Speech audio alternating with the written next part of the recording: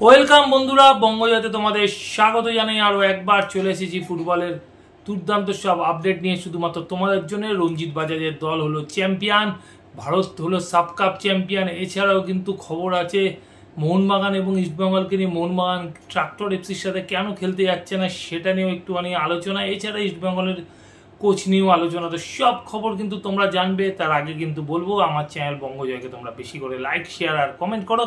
আর চ্যানেলে যারা নতুন এসছো তারা সাবস্ক্রাইব করে বেল বাটনটা অন করে দাও, যাতে ফুটবলের সব নোটিফিকেশন তোমরা রোজকার মতন পেতে থাকো। তো চলো দেখে নিই আজকে প্রথমে তোমাদের জন্য কি খবর অপেক্ষা করছে।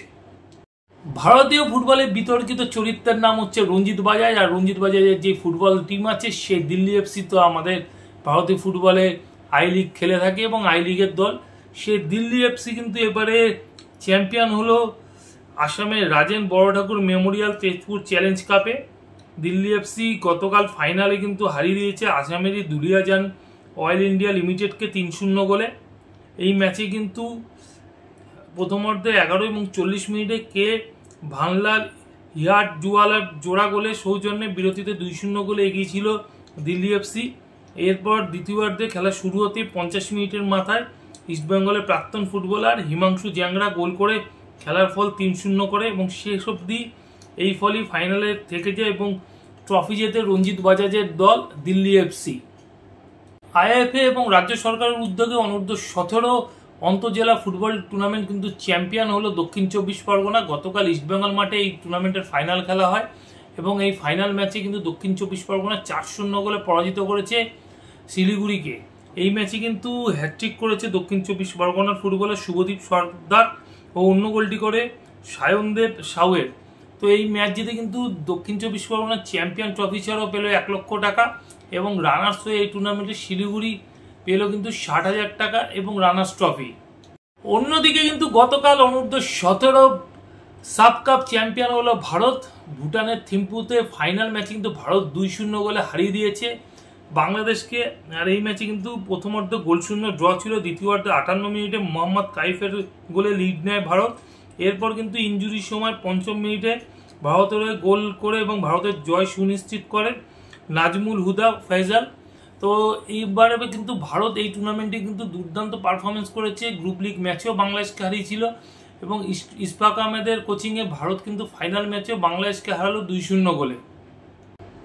এবার একটু ভারতীয় ফুটবলের দল বদলের খবর আসি। আর দল বদলে যে ফুটবলারটিকে নিয়ে কথা হবে, এই ফুটবলারটি হলো অ্যালেক্স সাজি। ইস্টবেঙ্গল মোহনবাগান কিন্তু অনেক চেষ্টা করে এই মরশুমে নিজেদের দলে সই করাতে পারেনি এই মালাওয়ালি ডিফেন্ডারটিকে হায়দ্রাবাদ এফসির সাথে চুক্তি থাকায়।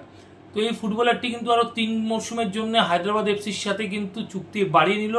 আগামী 2027 সাল অবধি কিন্তু অ্যালেক্স সাজির সাথে হায়দ্রাবাদ এফসির নতুন করে চুক্তি হলো এবং দুই পক্ষেরই সম্মতিতে এই চুক্তি হয়েছে এবং তার মানে আগামী 3টে মরশুম কিন্তু হায়দ্রাবাদ এফসির জার্সি গায়ে খেলতে দেখা যাবে 25 বছর বয়সী কেরালিয়ান এই ডিফেন্ডারটিকে।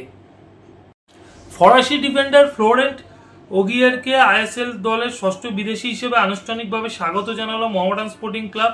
কিছুদিন আগে দুপক্ষের মধ্যে চুক্তিপত্র সকল সই-সবুজ সম্পন্ন হয়েছিল। এই ব্যাপারে আমরা আপনাদের আগেই জানিয়েছিলাম। আজ সেই সংক্রান্ত খবরই আনুষ্ঠানিক শিলমোহর পড়ল। ফ্রান্সের নামি ক্লাব অলিম্পিক লিও যুবদল থেকে উঠে আসা 35 বছর বয়সী ফ্লোরেন্ট ওগিয়ার গত 6 মরশুম স্বদেশেরই ক্লেরেমেন্টের হয়ে খেলেছেন। গত মরশুমে ক্লেরেমেন্ট ফ্রান্স লিগ 1 থেকে লিগ 2-তে অবনমন হয়, তারপরই দল ছাড়েন ওগিয়ার। এই প্রথম তিনি দেশের বাইরে কোনো ক্লাবে সাইন করলেন। তো এখন দেখা যাক মোহামেডান স্পোর্টিং ওরে ফ্লোরেন্ট ওগিয়ার কতটা মাঠে ফুল ফোটাতে পারেন কালো সাদা জার্সি গায়ে। ইস্টবেঙ্গল কিন্তু কিছু বিদেশি কোচেরকে শর্টলিস্টেড করা শুরু করেছে এবং তাদেরকে কিন্তু নিজেদের দলের কোচ হিসাবে নিযুক্ত করতে চাইছে। তো এরকমই কিছু নাম বেরিয়ে আসছে, যেমন নাম আছে অস্কার ব্রুজন, এছাড়াও কিন্তু ইভান ভুকোমানোভিচ এবং অ্যালবার্ট রোকা। ইভান ভুকোমানোভিচকে দেখেছো তোমরা এর আগে কেরল ব্লাস্টার্সে কোচিং করাতে। অ্যালবার্ট রোকাও কিন্তু এর আগে বেঙ্গালুরু এফসিতে কোচিং করেই গেছে। আর অস্কার ব্রুজন কিন্তু আমরা ভারতীয় ফুটবলে আই লিগে স্পোর্টিং ক্লাব ডি গোয়াতে কোচিং করাতে দেখেছি।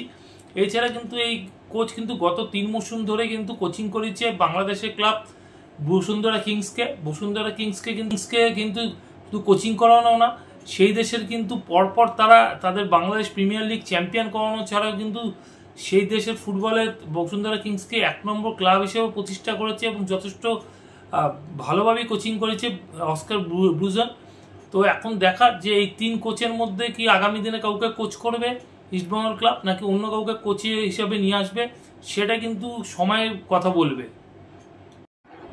আর এবার একটু ইস্টবেঙ্গলকে নিয়ে আসি। আর ইস্টবেঙ্গল প্র্যাকটিসে জয়েন করেছি হীরামণ্ডল জানো, আর হীরামণ্ডলকে রেখে কিন্তু ভিনুজোস টিম সাজাচ্ছে আগামী 4 তারিখ যে ম্যাচ আছে জামশেদপুর এফসির সাথে, সেই ম্যাচে কে নিয়ে বলবো। কার্লোস কুয়াদ্রাত একটা সময় ইস্টবেঙ্গলকে অনেক স্বপ্ন দেখিয়েছিল, তার পদত্যাগটা অনেক সমর্থকদের কাছে খুব বেদনাদায়ক লেগেছে। আমার কাছেও বেসিক্যালি বলতে যাও যদি বেদনাদায়ক অবশ্যই লেগেছে।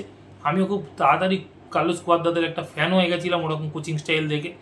এসেই একটা ভাঙাচোরা টিমকে একটা একত্র করে ডার্বি ম্যাচ জিতেছিল ডুরান্ড কাপে, তারপর ডুরান্ড কাপ ফাইনালে নিয়ে গেছিল, সুপার কাপ চ্যাম্পিয়ন করেছিল, সেখানেও মোহনবাগানকে হারিয়েছিল। কিন্তু তারপরে কিন্তু তার পারফরমেন্স গ্রাফ নিচের দিকে হতে থাকে। তার জন্য দায়ী কিন্তু অবশ্যই কার্লোস কুয়াদ্রাত। সে কিন্তু সেই সময় ফুটবল বা ইস্টবেঙ্গলের বাইরে বেরিয়ে গিয়ে সে সমর্থকদের সাথে একটু বেশি মেলামেশার মধ্যে ঢুকে গেছিল। তাকে সমর্থকরা যখনই প্রফেসর বলে ডাকা শুরু করলো, তার মধ্যে কিন্তু একটা অন্যরকম অ্যাটিটিউড চলে এলো।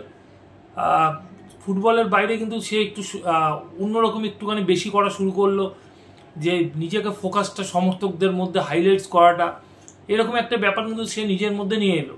সুপার কাপ চ্যাম্পিয়ন হতে না হতে কার্লোস কুয়াদ্রাত কিন্তু ছেড়ে দিল বর্জা হেইরাকে এবং সিবিরিও টোরোকে। এই 2 ফুটবলারকে ছাড়ার পরেই কিন্তু ইস্টবেঙ্গল একের পর এক ম্যাচ কিন্তু হারা শুরু করলো। তোমরা যদি মনে করো সুপার কাপ চ্যাম্পিয়নের পরই নর্থ ইস্ট ম্যাচ, সেখানে কিন্তু 3 গোল খেলো। এবারে সেই সময় কিন্তু মিডফিল্ড লাইন একেবারে যাচ্ছে তাই পার্দোর চোট হয়ে গেছে, জানা সত্ত্বেও বর্জা হেইরাকে ছেড়ে দেওয়া হলো। সেই সময় কিন্তু ভুগতে হয়েছিল ক্রেসপো চোট নিয়ে আসা হলো কাকে বর্জা হেইরার জায়গায় ভিক্টর ভ্যালডেজ। ভিক্টর ভ্যালডেজ কিন্তু ফুটবলটা একেবারে শেষ পর্যায়ে চলে এসছে, 20-30 মিনিটের ফুটবলার হয়ে গেছে। এরকম একজন ফুটবলারকে ওই সময় বর্জা হেইরার জায়গায় নিয়ে আসা হলো, খুব হইচই হলো। বার্সেলোনা এক্স ফুটবলার MLS থেকে আসছে এই। তো ভিক্টর ভ্যালডেজ এই মুহূর্তে যে ফুটবলটা খেলে সেটা হচ্ছে ওভার 40-দের যে টুর্নামেন্ট হয় সিনিয়র সিটিজেনদের, সেই ফুটবল খেলে, সেরকম একজন ফুটবলারকে নিয়ে আসা হলো। আর সিবিরিও টোরো কিন্তু হেডটা খুব ভালো ছিল। তোমরা দেখবে একাধিক ম্যাচে সিবিরিও টোরো কিন্তু হেডে বল নামিয়েছে, সেই বলে গোল হয়েছে। এবং কর্নার কিক থেকেও সিবিরিও টোরে মাথায় বল রাখা হয়েছে, সেই বল নামিয়ে দিয়েছে, সেরকম বলে গোল হয়েছে। তো সেই সিবিরিও টোরোকেও কিন্তু ছেড়ে দেওয়া হলো, তার বদলে নিয়ে আসা হলো ব্রাউনকে। কোস্টারিকানের স্ট্রাইকার এসে কিন্তু ইস্টবেঙ্গলে পাতে লাগলো না একেবারে বলা যায়। এমন একজন ফুটবলার, না কোনো বল হেডে ফ্লিক করতে পারছে, না কোনো স্কিল আছে, না কিছু। প্রথম ম্যাচে গোল করলেও কিন্তু তারপর কিন্তু তাকে দেখা গেছে প্রতিটা ম্যাচে চূড়ান্ত ব্যর্থ, তার সাথে ভিক্টর ভাস্কুয়েজ। তো এই 2 ফুটবলারের চয়েস কিন্তু একেবারেই খারাপ ছিল। তারপরে কিন্তু দেখা গেছে ধীরে ধীরে ইস্টবেঙ্গল টিমকে কিন্তু ডাউন হতে, এবং যেখানে একটা সময় সুপার 6-এ যাওয়ার জন্য ইস্টবেঙ্গল লড়ছিল, সেখান থেকে কিন্তু একেবারে 9th পজিশনে চলে গেল এবং শেষ ম্যাচে পাঞ্জাবের কাছে 4 গোলও খেলো। তো এই ব্যাপারগুলো ঘটেছিল সেই সময়। কার্লোস কুয়াদ্রাতে কিছু ভুল সিদ্ধান্ত ইস্টবেঙ্গলকে ডুবতে হয়েছিল, আর কিছু রেফারিরও ভুল সিদ্ধান্ত ছিল, শুধু কার্লোসের না, রেফারিরও ভুল সিদ্ধান্ত ছিল। যে কিছু গোল ইস্টবেঙ্গলে বাতিল হয়েছিল, ইস্টবেঙ্গলের বিপক্ষে কিছু অন্যায্য গোলও দেওয়া হয়েছিল। তো সেই সব কারণে কিন্তু ইস্টবেঙ্গলকে ডুবতে হয়েছিল ISL-এ। এরপরে আমরা যখন নাকি এই মরশুমে দেখলাম একটা হেভিওয়েট টিম পেল কার্লোস কুয়াদ্রা, সেই টিমটাকে ঠিকভাবে চালনা করতে পারলো না। নানা রকমের কোচকে নিয়ে আসা হলো, free kick specialist coach, physical trainer, assistant coach, goalkeeper coach, যেগুলো থাকে আধুনিক ফুটবলের, সব কিছু কিন্তু কার্লোস কুয়াদ্রাত পেয়েছিল। আর সব দলের আগে ইস্টবেঙ্গল কিন্তু তাদের প্রিসিজন প্র্যাকটিস শুরু করেছিল। তারপরেও কিন্তু দলটাকে দেখা যাচ্ছে চূড়ান্ত ব্যর্থ। 50 মিনিট পর কিন্তু দলটা একেবারে দাঁড়িয়ে যাচ্ছে। সেখানে ফিজিক্যাল ট্রেনারের ট্রেনিং নিয়ে কিন্তু একটা অবশ্যই প্রশ্নচিহ্ন দেখা দেবে। তারপরে একাধিক ফুটবলারের চোট, ফিট করতে না পারা ফিজিক্যাল ট্রেনারে। তো এই ব্যাপারগুলো কিন্তু কার্লোসকে দায় নিতেই হবে, কেননা কার্লোস তার নিজের চয়েস করে নিয়ে আসা, তার যে ম্যানেজমেন্ট আছে, তার কোচিং ম্যানেজমেন্ট, তাদেরকে কিন্তু সে নিজে চয়েস করে নিয়ে এসেছে। সেখানে ডেলগাডো আছে, ফিজিক্যাল ট্রেনার আছে, গোলকিপার ট্রেনার আছে, ফ্রি কিক স্পেশালিস্ট কোচ। তো সব কিছু কিন্তু কার্লোসেরই চুজ করা। এখন সেই জায়গা থেকে ব্যর্থ হলে কার্লোসকে এই দায় নিতে হবে। এছাড়া আমরা কিন্তু দেখেছি প্রতি ম্যাচে গোল খেতে, সেটা ইন্ডিয়ান এয়ারফোর্স ডুরান্ড কাপে ম্যাচ হোক অথবা ডাউনটাউন হিরোজ একটা আই লিগের 3rd ডিভিশন টিম, সেই দলের কাছে গোল খাওয়া থেকে শুরু করে এখন পর্যন্ত সবকটা ম্যাচে গোল খেয়েছে। এবং কার্লোস কুয়াদ্রাদের টিমকে নিজে ফিট না করতে পারে, কোনো ভালো ফরমেশনের মধ্যে নিয়ে আসতে না পারে, দলের মধ্যে বোঝাপড়ার অভাব, এবং সর্বোপরি দলের ফুটবলারদের মধ্যে একটা ইউনিটির অভাব, যেটা কোচ কিন্তু এখন পর্যন্ত এক সূত্রে বাঁধতে পারেনি। তো এইসব কারণগুলো ক্ষেত্রে কিন্তু কোচকেই দায় বর্তাতে হয়।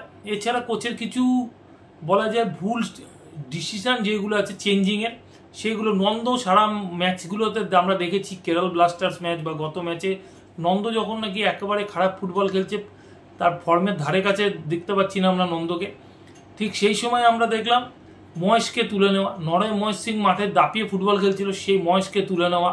তো এরকম কিছু ভুল সিদ্ধান্তের জন্য কিন্তু ইস্টবেঙ্গলকে ভুগতে হয়েছে। তো এইসব দায় অবশ্যই কোচের কাছেই হবে। আর ইস্টবেঙ্গল ক্লাব হচ্ছে এমন একটা ক্লাব যেখানে নাকি প্রতিষ্ঠান আগে ব্যক্তি পড়ে, আর সেখানে যদি রেজাল্ট না পায় তো বড় বড় কোচেদেরকেও সরিয়ে যেতে হয়েছে। সুভাষ ভৌমিকও আসিয়ান দেওয়ার পরও তাকেও সরে যেতে হয়েছিল। তো এরকম একাধিক বড় কোচকে সরে যেতে হয়েছে। মর্গ্যানকেও আমরা দেখেছি, তার ফার্স্ট ইনিংসে সাফল্য পেয়েছিল, সেকেন্ড ইনিংসে সাফল্য পায়নি, তারপর তাকেও সরে যেতে হয়েছে। তো সেই নিয়মকাল বা সেই নিয়ম মেনেই কিন্তু কার্লোস কুয়াদ্রাকেও সরে যেতে হলো। তো যাই হোক, এই জায়গাগুলো থেকে জন্যই কিন্তু কার্লোস কুয়াদ্রার জন্য একটু খারাপ লাগে। নইলে এই কোচই কিন্তু স্বপ্ন দেখিয়েছিল ইস্টবেঙ্গলকে এগিয়ে নিয়ে যাওয়া, কিন্তু তারই কিছু ভুল সিদ্ধান্তের জন্যই কিন্তু তাকে আজ সরিয়ে যেতে হলো। তবে আমি একটা কথা বলতে চাই যে ইস্টবেঙ্গল কুয়াদ্রাত সরিয়ে যাওয়ার পর এই মুহূর্তে ইস্টবেঙ্গল দলে কোনো একজন বাঙালি কোচ এলে ভালো হয়, যে ইস্টবেঙ্গল ক্লাবের জার্সির ওজনটা বোঝে, ক্লাবকে বোঝে এবং সর্বোপরি ইস্টবেঙ্গল সমর্থকদের বোঝে। তো এরকম একজন কোচকে নিয়ে এলে সব থেকে ভালো হয়। সেই জায়গা থেকে এই মুহূর্তে 3 জন বাঙালি কোচ যাদের এই লাইসেন্স আছে, সঞ্জয় সেন, শঙ্করলাল চক্রবর্তী এবং রঞ্জন চৌধুরী। রঞ্জন চৌধুরী অনূর্ধ্ব 20 দল নিয়ে ব্যস্ত আছে। শঙ্করলাল চক্রবর্তীর সাথে কিন্তু পাঞ্জাব এফসির একটা চুক্তি আছে এবং এই মুহূর্তে তিনি পাঞ্জাব এফসির কোচ। এবং সঞ্জয় সেনের আগে মোহনবাগানকে আই লিগ চ্যাম্পিয়ন করেছে, বড় দলকে কোচিং করার অভিজ্ঞতা আছে, জার্সির ওয়েট বোঝে, সমর্থকদের আবেগ বোঝে, ক্লাবের ভালোবাসা বোঝে। তো এরকম বাঙালি কোচকে নিয়ে এলে আমার মনে হয় ইস্টবেঙ্গল ক্লাবের জন্য ভালো হবে। এবং বিনু জর্জের সাথে সঞ্জয় সেনকে যদি জুড়ে দেওয়া যায় সেটা কিন্তু আমার মনে হয় সব থেকে ভালো হবে। কেননা গত 20 বছরে একাধিক বিদেশি কোচ এসছে গেছে, সেভাবে কিন্তু সাফল্য কেউ দিতে পারেনি মর্গ্যান ছাড়া। মর্গ্যান আই লিগ বাদে মোটামুটি সফট ট্রফি দিয়েছে, কিন্তু আই লিগটা অদূরেই থেকে গেছে 1 পয়েন্টের জন্য। তো সেই জায়গা থেকে দেখতে গেলে এবারে আমার মনে হয় বাঙালি কোচকে সুযোগ দেওয়া উচিত, যে ক্লাবের সম্মানের কথা যে ভাবতে পারে, যে বোঝে, জার্সির ওজনটা যে বোঝে, সমর্থকদের আবেগটা যে বোঝে। তো এরকমের দরকার আছে এক বাঙালি কোচের, এই জন্যে। তো এই জায়গা থেকে সঞ্জয় সেনের থেকে বেটার অপশন আমার মনে হয় না কেউ হতে পারে। তো যাই হোক, সঞ্জয় সেন যদি কোচ হয়ে আসে বা টেকনিক্যাল ডিরেক্টর হয়ে আসে ইস্টবেঙ্গল ক্লাবে, তো আমার মনে হয় সেটা কিন্তু ইস্টবেঙ্গলের জন্য খুব ভালো হতে পারে আগামী দিনে। তো এখনকার মতন খবর এই পর্যন্তই। নতুন খবর নিয়ে হাজির হবো তোমাদের কাছে পরের ভিডিওতে। যাওয়ার আগে বলবো, আগের ভিডিও যারা মিস করে গেছো ডেসক্রিপশন বক্সে তার জন্য আগের ভিডিওর লিঙ্ক দেওয়া থাকবে, তোমরা লিঙ্ক ক্লিক করে আগের ভিডিও দেখে নিতে পারো। এখনকার মতন গুড বাই।